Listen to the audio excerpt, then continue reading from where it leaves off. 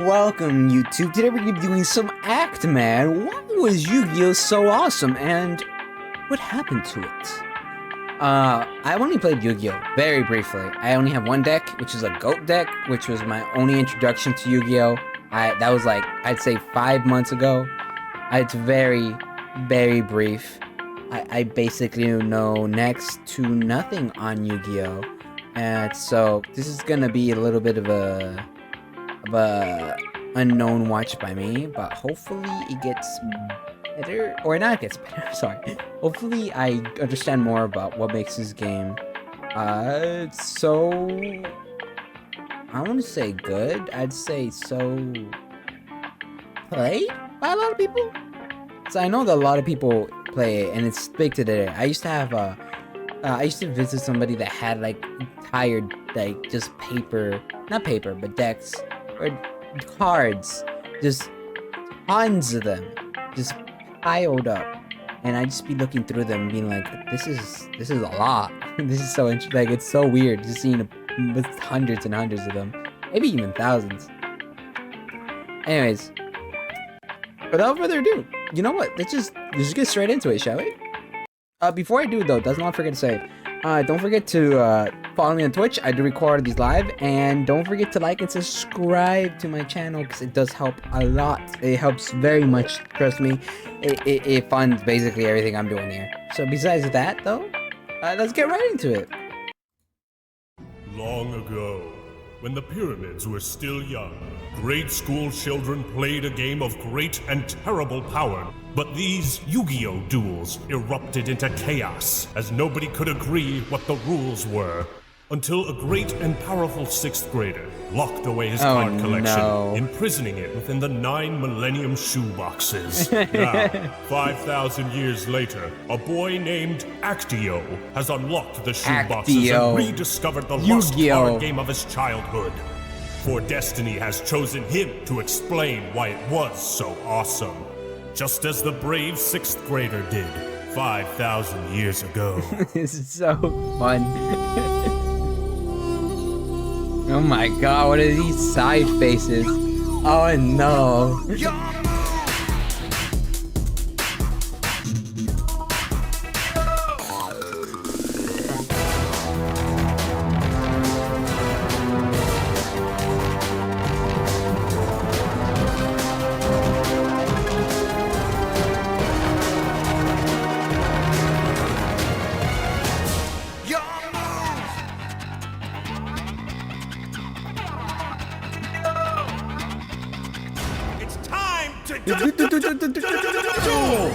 I do know that. Somebody help him.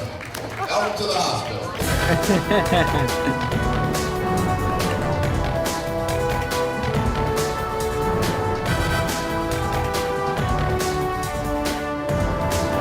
Yes, the monetization, please.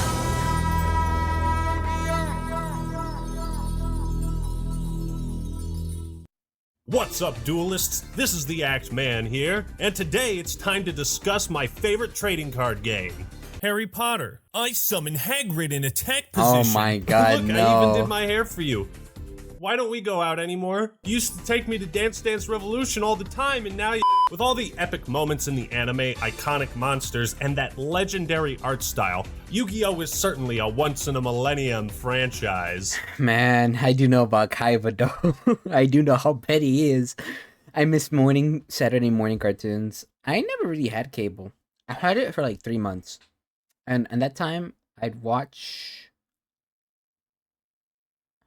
I think it was the Wildcrats? No, Zaboomafoo. I'd watch Zaboomafoo.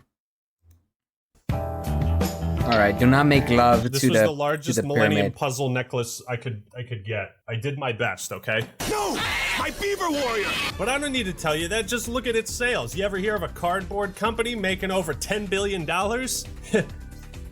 Oh, I guess cardboard is actually quite the booming industry. Despite my rose-tinted glasses, I can't deny that Yu-Gi-Oh is both the dumbest and coolest card game ever made. Explain Am how. I supposed to be scared to attack? Well, only if destroying an innocent soul concerns you. He does not care.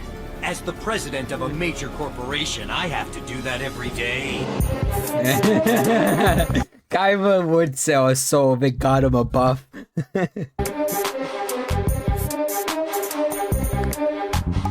You know a game's complex when the characters spend half of every episode explaining what their cards do and making up rules as they go along. Then I'll activate my pot of greed! This lets me draw 2 cards! Oh, so that's what it does. I had no idea. Pot of greed lets me draw 2 cards from my deck! I heard you the first time, actually. Pot of greed.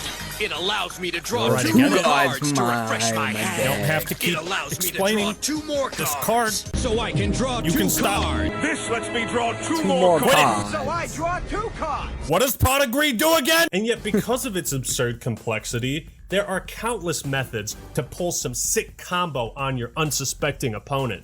Activate. 3 blasting the ruin. But Yu-Gi-Oh! Is such a broad topic with the anime, the massive changes Noise. between the Japanese and English dubs, the somewhat forgotten Season 0. Yu-Gi-Oh!'s history spans over 20 years, so it'd be a monumental task to try and cover everything about it in one video. So I won't. So the main focus of today is going to be on the trading card game Duel Monsters. And anytime you say Duel Monsters, you have to kind of put on an epic voice. You can't just say Duel Monsters. No, it's Duel Monsters. Now that we got the Duel field set up, Monsters. what was it about Yu-Gi-Oh! Oh. That made it Oh, so I'm cool? How did Duel Monsters That one's not working? Okay. Well, you know what? I did update everything recently, and they said some stuff might not work. So I'm sorry, kids. Not everything's working right now. succeed, and has it lost some of that initial cool factor that made it so appealing in the first place? Why was Yu-Gi-Oh! So awesome? And what happened to it? Tell me. I want to know. Now, you can't talk about the game without mentioning the anime. Long story short, the small kid named Yugi gets bullied a lot because he doesn't have green hair. He lives in a world where everyone has ridiculous haircuts, and eventually he obtains and solves the Millennium Puzzle. Yugi then absorbs the soul of an ancient Egyptian pharaoh named Atem and gets an alter ego, Yami. When you say plu, what do you mean when I say plu? It died slowly, I see. When you say plus ultra, you gotta say it like a Japanese, right? Yeah, you're right. Plus, I can't do it. No, I can't do it with my neck. I can't do it with my throat right now.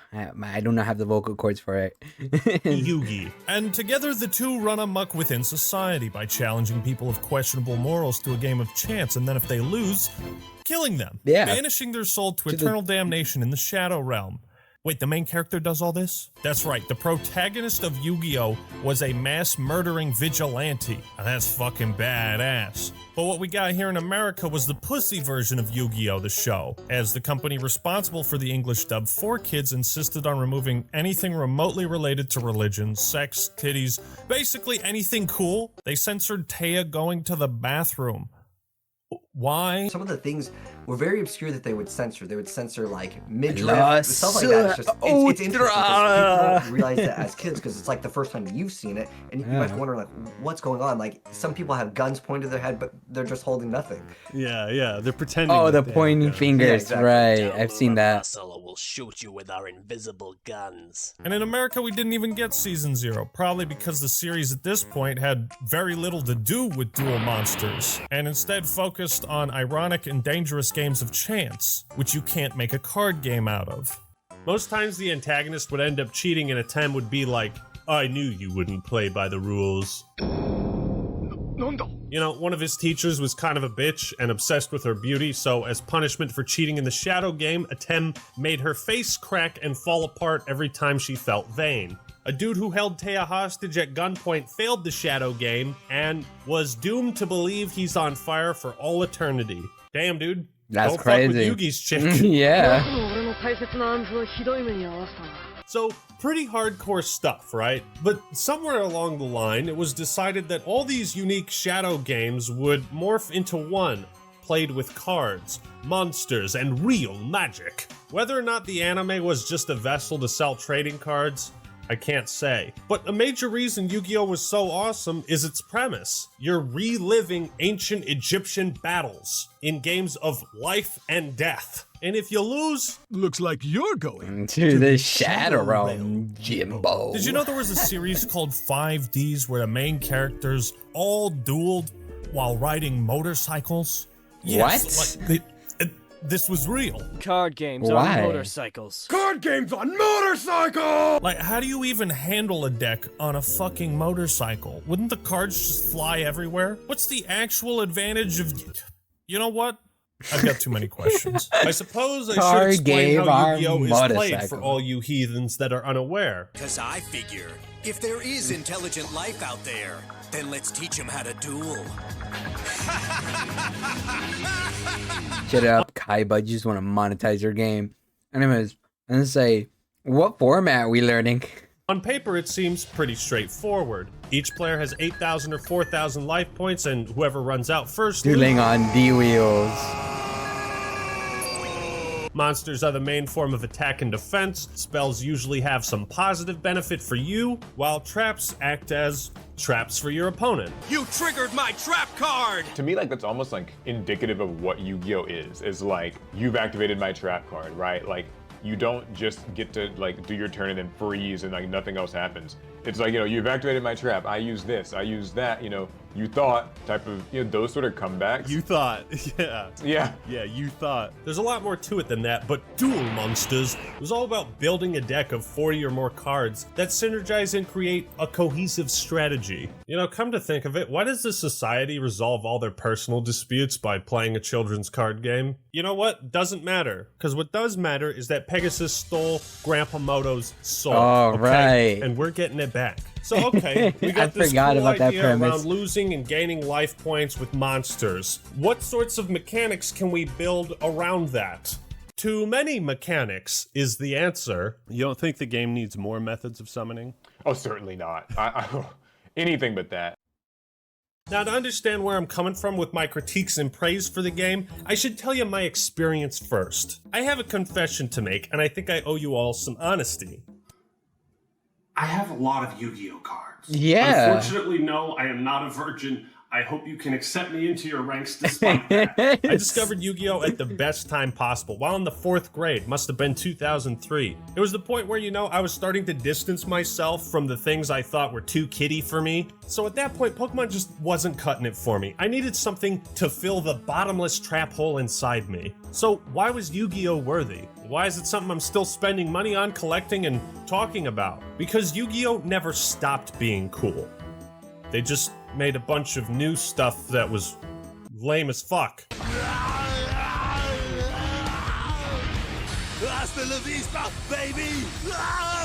When you That's think of interesting Yu-Gi-Oh, dialogue. What are the iconic cards, monsters, and images that come to your head, like, immediately? Iconic cards. The cards that come to mind more for me are things like, you know, the Monarch monsters. You gotta go with like the OGs, right? Blue Eyes, Dark Magician, Red Eyes. People still think about these to this day. People just immediately think, oh, that's the game with Blue Eyes. That's like the Yu-Gi-Oh! Charizard.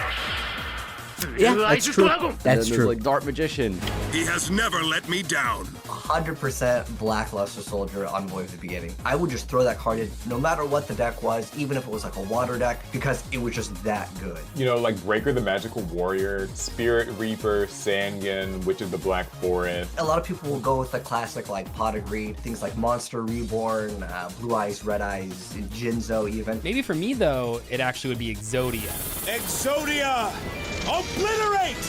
Like that card a lot, it's iconic. I think a lot of people outside of Yu-Gi-Oh! Know about it. Exodia is a big one, definitely. I think altogether, like, that is the poster for the game, without a doubt. These weren't Pokemon, they were So for the Sky monsters. Dragon. This wasn't a game of cute little animals smacking each other. No, bitch, you think Summon Skull is gonna Jesus. Pretty sure Monster Reborn is banned.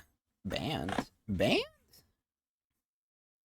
even banned stuff? show Crazy. you mercy? Here's what I've got. The mighty Summoned Skull! The art of the cards, pun intended, is what initially caught my eye. I didn't know anything about how to play the game. All I knew was there were dope monsters with kick-ass names and gorgeous holographic backgrounds right in front of me, pretty much most of and the stuff I wanted know. them. My The imposing presence of Jinzo, the mysterious horror of Relinquished, and the badass armor of the Blackluster Soldier. Egyptian god cards, Exodia, a monster so powerful it's illegal to play him. All of it was etched into my mind. You know, there's a reason cards like Blue Eyes White Dragon, Dark Magician, Jinzo, and Hungry Burger all became iconic staples. Hungry Burger, it's an interesting tier one. lists rating the Dark Magician Girl card art. I think some of you have taken things a bit too far. The card game sold because of the anime, and people watched the anime because of the card game. You know, kids wanted to roleplay as Joey Wheeler and get his structure deck, throw out Time Wizard and Red Eyes Black Dragon,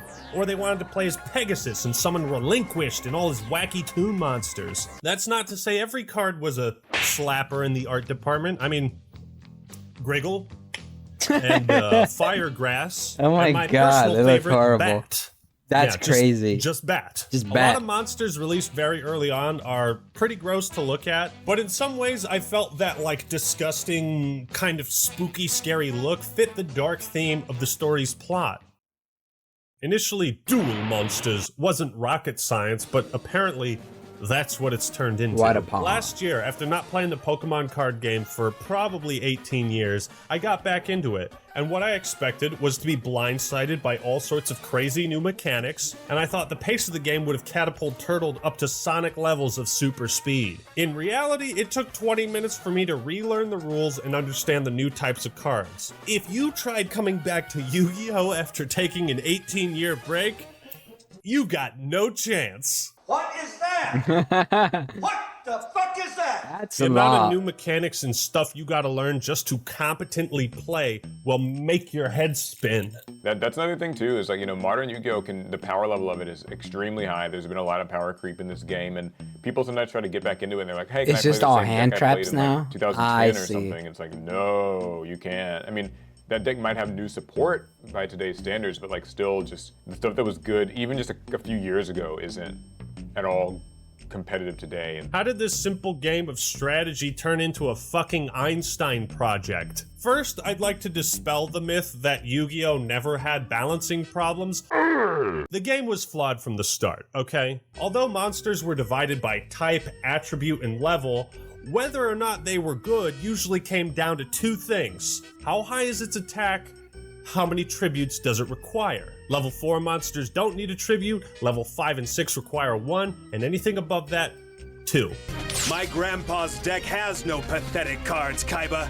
Except for all the 4-star monsters that aren't Lejin, the mystical genie of the lamp. The best normal summon monster was Hitatsumi Giant at one point. Then it was Lajin, Mechanical Chaser, Gemini Elf, Alexandrite Dragon. Keep in mind, in the early days of Yu-Gi-Oh!, monsters with effects were pretty uncommon, and the ones that did have effects, often they were so bad it wasn't worth using them.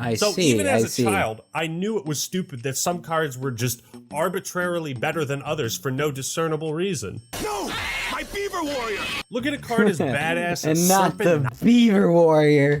Yeah, he was innocent. Oh, look at this art, though. The art looks great. Night Dragon. Yet it's completely useless. Why not put Red Eyes in your deck instead? Well, wait a minute. Why use Red Eyes when Dark Magician is better? Well, hold on. Why would you use Dark Magician when Blue Eyes White Dragon is the best 2-tribute monster? Looking back, it's clear the anime had a huge influence on the card game itself, but they couldn't just copy the rules from the anime because the rules made no sense. Yugi's dragon is no match for my great moth, and none of his land monsters have the ability to attack me in the air! What are you talking about? They just gave normal monsters effects that were convenient for the situation they were in, which is certainly a lot more interesting than characters saying, haha, my monster has higher attack. Bye. When watching Season 0 for the first time, I thought it was interesting the idea of the board affecting the attack and defense stats of a monster. Like, if you summoned a winged beast in the mountainous area, it would gain attack. It's funny how this mechanic that was introduced in Yu-Gi-Oh! Season 0 didn't actually make it to the card game until Link Monsters came out. When there are so No many idea what those rules, are. mechanics, and nuances to the game, it's impossible to Synchro monsters, ritual monsters, fusion monsters. properly balanced over 12,000 different cards. Yikes. Especially when all it takes is for two of those cards used together to break the game. Because if you just sort of like dump someone into 2022 Yu-Gi-Oh! And you just say, here, take this starter deck or structure deck and like go to locals and figure it out, it's like hell on earth. Like, I mean, you know, there's so many things, so many nitpicky rulings, so many crazy decks that will just overwhelm you. And I think like Yu-Gi-Oh! Doesn't really have a format that is beginner friendly. Yeah, new user friendly, yeah. Point is, Yu-Gi-Oh! Was always flawed, and I loved it regardless. But when a monster's usability is mostly determined by one stat, well, it sets the stage for power creep to take over. And take over, power creep did. The nice thing about Yu-Gi-Oh! Is any complaints I have with the game aren't really that important. Just because Konami releases a set of cards that I think are really busted or stupid or I don't want to be fucked to read them, well, that doesn't change how me and my buddies play the game. You know, I'll be like, hey Roman, can you not play with any pendulum cards?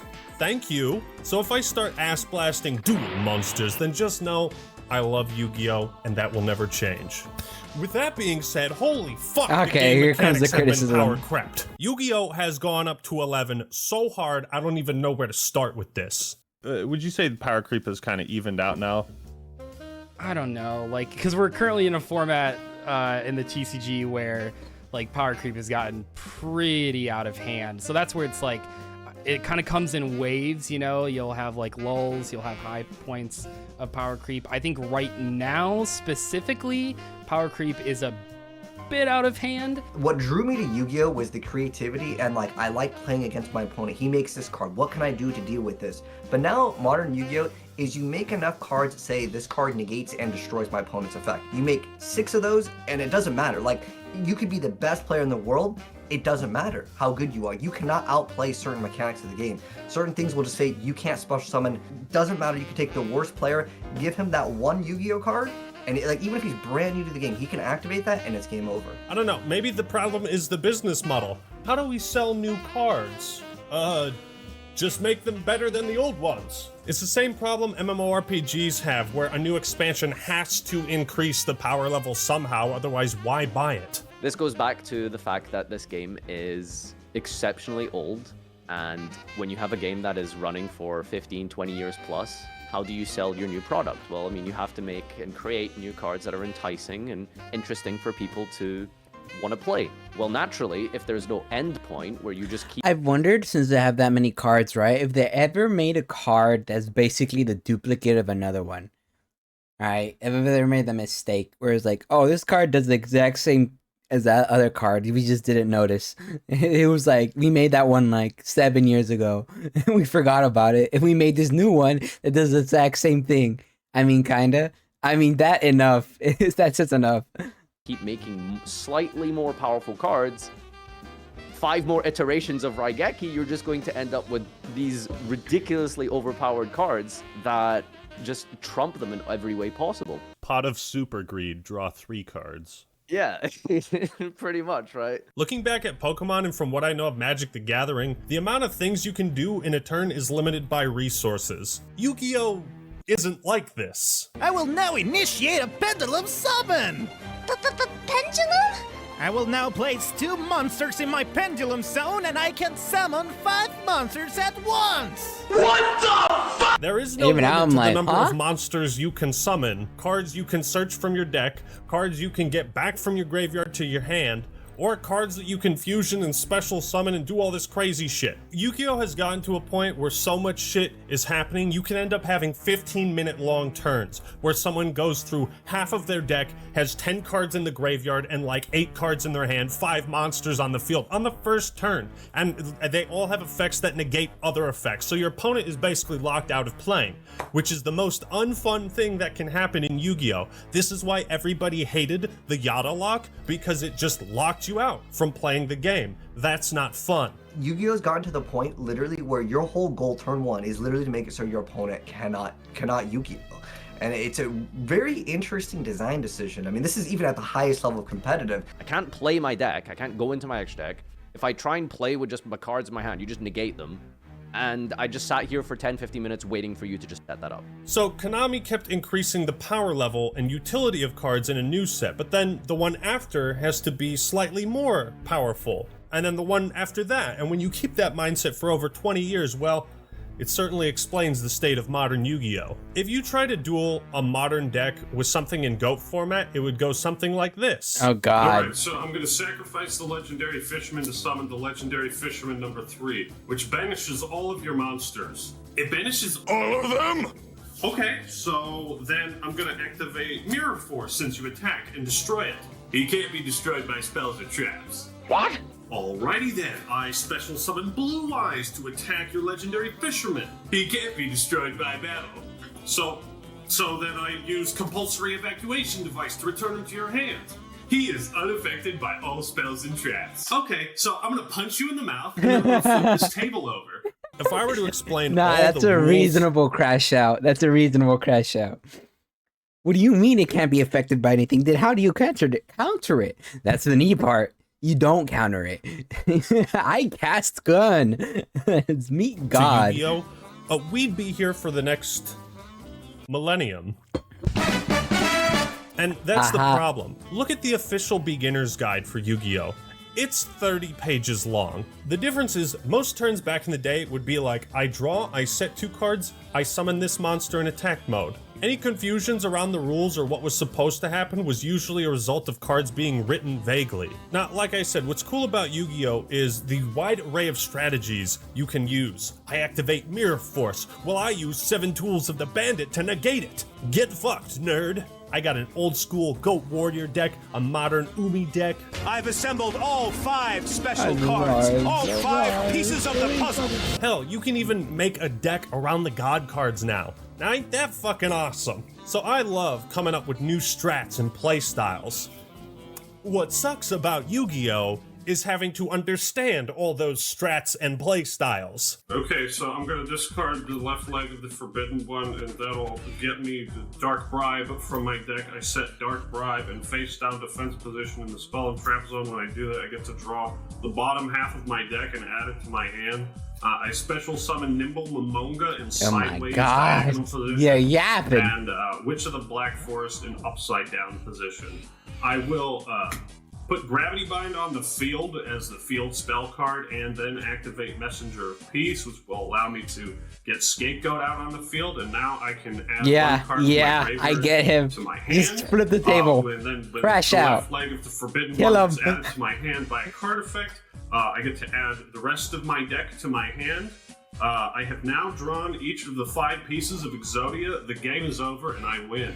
Just look at all the ways there are to summon monsters on the field. Normal, special, set, tribute, flip, fusion, ritual, synchro, Ixies, pendulum, and link. God damn. You think that's enough? Look at this. It's a fucking mess. You gotta keep track of the different phases, when a card can be activated, in what order card effects are supposed to happen. To illustrate the unnecessary complexity of duel monsters, here's an example. One of my favorite decks is called Bad Reaction to Samochi. Anytime my opponent is supposed to gain life points, I suck that shit right back, and they lose it. In order to make this deck work, I have to stall for turns. One of the cards I use is Gravity Bind, which prevents monsters level 4 or higher from attacking. But I summon a Link monster and an Ixies monster, and neither of these have levels, which means they're completely unaffected by Gravity Bind, for some reason. Even when you look at the Ixies cards, it's still got the stars, they're just on the other side, so naturally you'd assume that Gravity Bind would work the same way it always has, because why wouldn't it?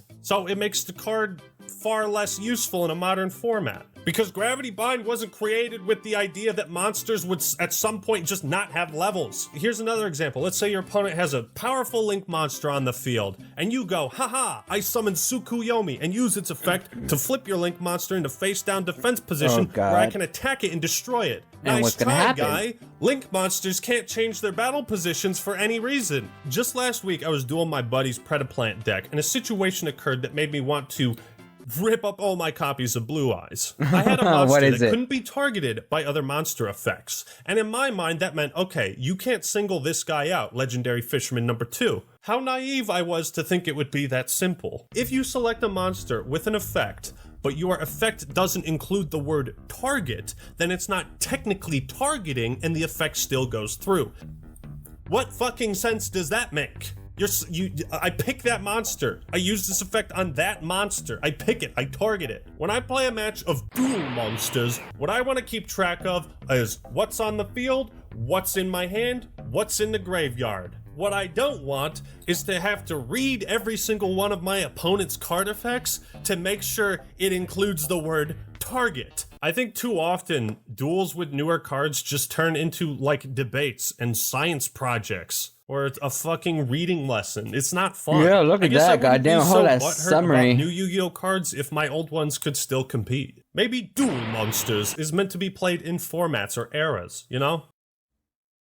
Reading is fun sometimes, but if I'm playing a game for fun, I usually don't like reading. Nothing takes all the emotion and intensity out of a duel with ancient Egyptian monsters than having to stop and read a 5-paragraph effect. There's actually a graph showing that the average word count in card effects has gone from 19 to 74. The average words in a card effect. That's a lot of words. That's what 20 years of power creep does. But hold on, why the drastic increase? Well, the main problem with balancing dual monsters comes down to one simple fact.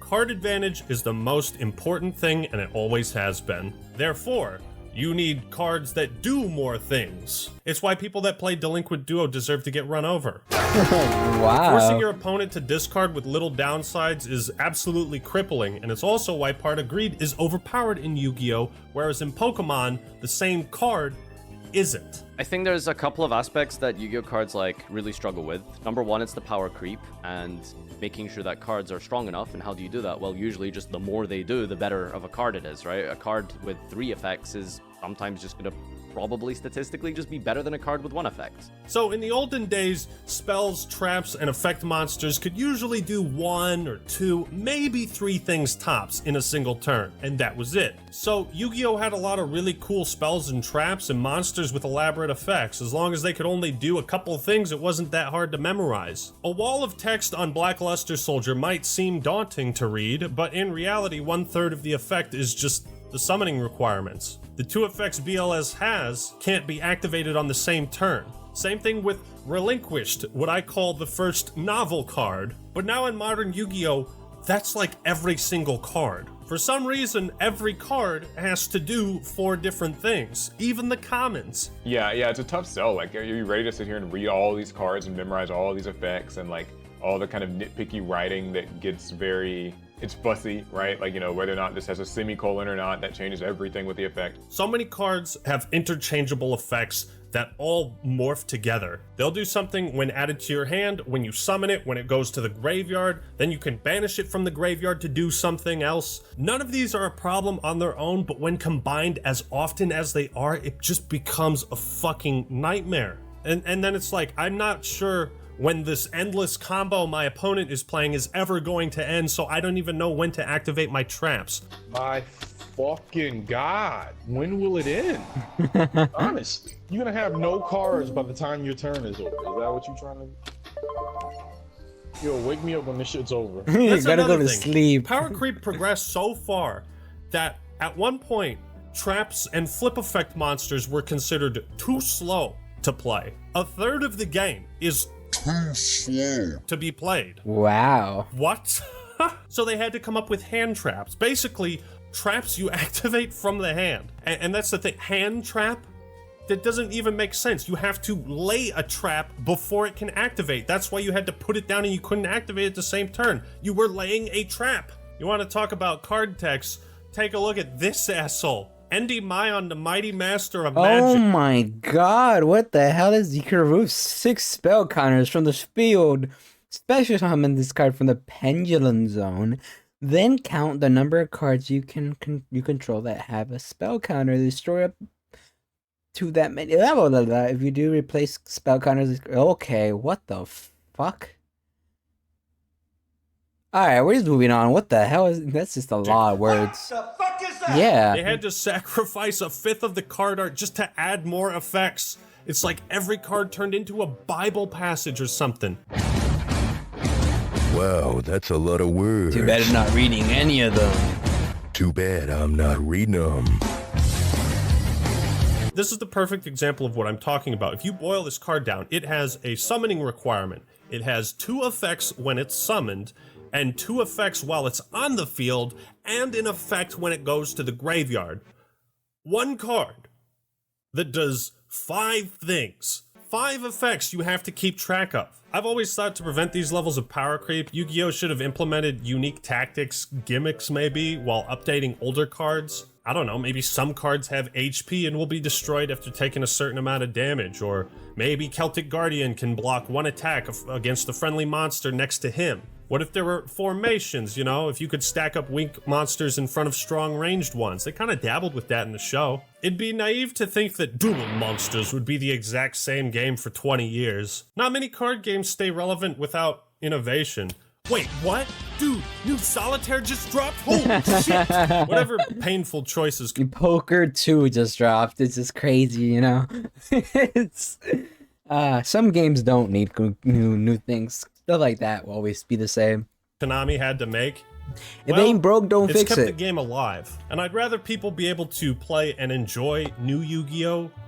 Than not at all. Because I can still play with the cool cards. However, the more Yu-Gi-Oh! Drifted away from its ancient Egyptian roots, the stupider the game and the anime started to feel. And I'm not even talking about game mechanics. Just the art, names, and archetypes. I guess there's only so many Egyptian-themed cards and booster sets you can sell before that gets old, so where do you go from there? You run out of ideas and say, well, fuck it, I don't know, have the characters duel on motorcycles. Where's the rest of the coke? But we need to understand what's really stupid about modern There's Yu-Gi-Oh! a sushi deck? Back in the day, most cards were pretty... Excuse me? There's a sushi deck? You might want to elaborate on that? What do you mean there's a sushi deck? That can mean many, many different things. I'm gonna need a little bit more discussion on that. What do you mean there's a sushi deck? What does it do?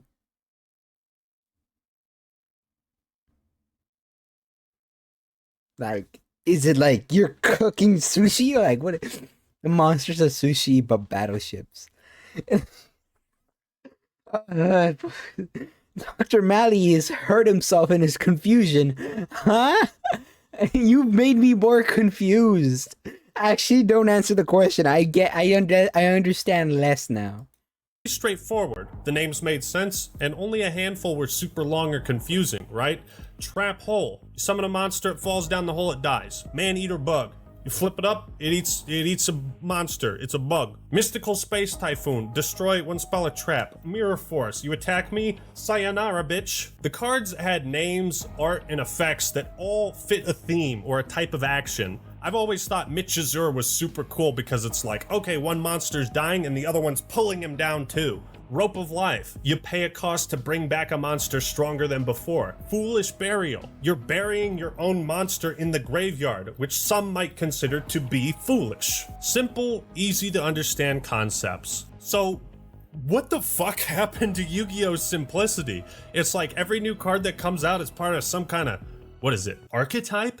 Hey kids, would you rather play the deck with the giant sea serpents, freaky fishmen, and hot mermaids? Or a deck that's based on French and Italian desserts or animal sounds? Huh? We went from menacing insects and hordes of zombies to cars? An archetype on cars? It's a combination of naming conventions and archetypes that really piss me off. Look at this one, Parapsychroid. It's a fucking bicycle, man. Come on. You summon a bicycle? We playing Yu-Gi-Oh! We're training. I summon a dragon. I summon a public transport system. It's just like, what is happening here? For the Tour de France. Yu-Gi-Oh! Was a game that had you announce every move you made, so it'd get real tiring if all your cards had stupidly long names or names that just sounded really dumb. Speaking of which, I can't wait to duel you with my Ga deck. What? And then I have a Do deck. Yes, those are real Ga archetypes, and I could not stop do laughing do if do. you played one against me. I thought this naming convention was just a joke reserved for Gigo. And then Gigo.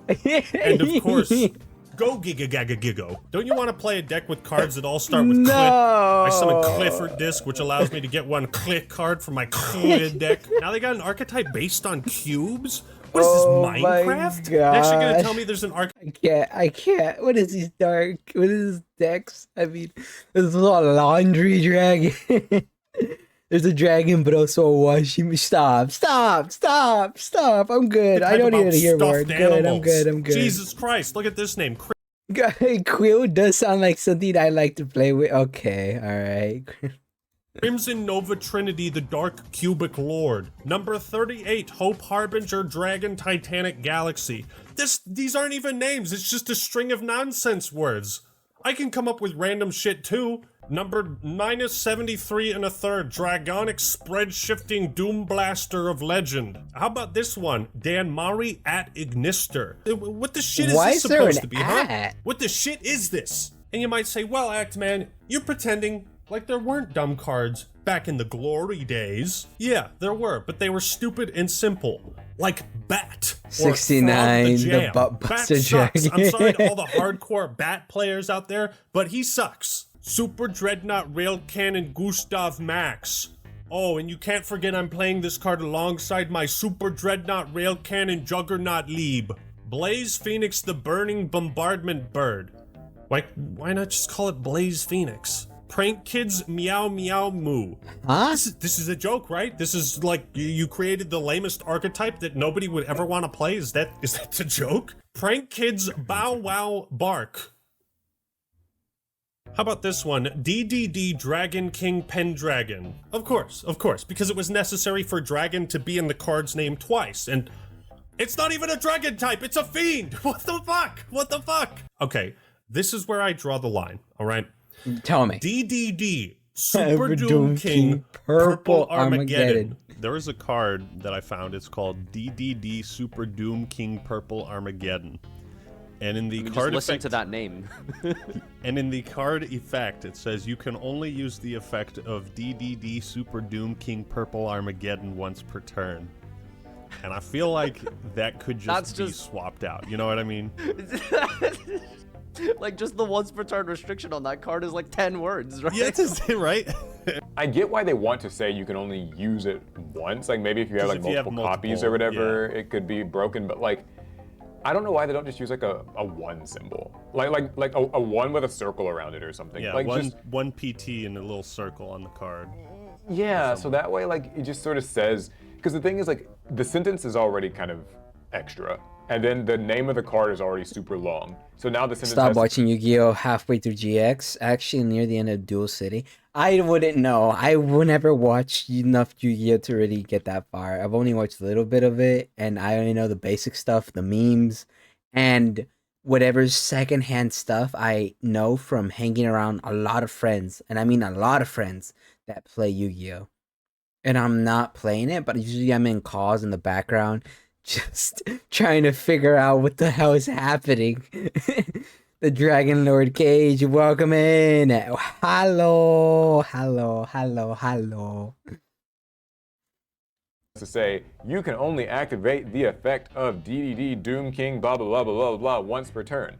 And it's just like, did we have to say this much to get the point across? Like, if you took out every rewritten card name and once per turn from the effects of all Yu-Gi-Oh cards, you would have deleted more words than the combined works of William Shakespeare. And I'm cherry-picking, sure, but I really don't get as excited about new cards as I did with old ones. To be fair, there are some new archetypes, and they actually make cards to support Blue Eyes and Red Eyes Dark Magician decks and some other classics. I think all that stuff's really cool. But what I really hate about archetypes is how it makes opening packs far less thrilling and exciting. Remember this, the simpler the card, the easier it is to fit into most decks. Sangan or Witch of the Black Forest. Reinforcement of the army is clearly meant to be used alongside Marauding Captain, but it doesn't have to be. But nowadays when you open a pack and you see like each card has to work in a separate archetype, it just takes the fun out of it, because most cards in an archetype can't be used outside of that deck. So there's no creativity involved. You either play the deck the card is made for, or you don't play the card at all. No, you can't just put this into your current deck, you have to build a whole new deck with 39 cards that are exactly like this one.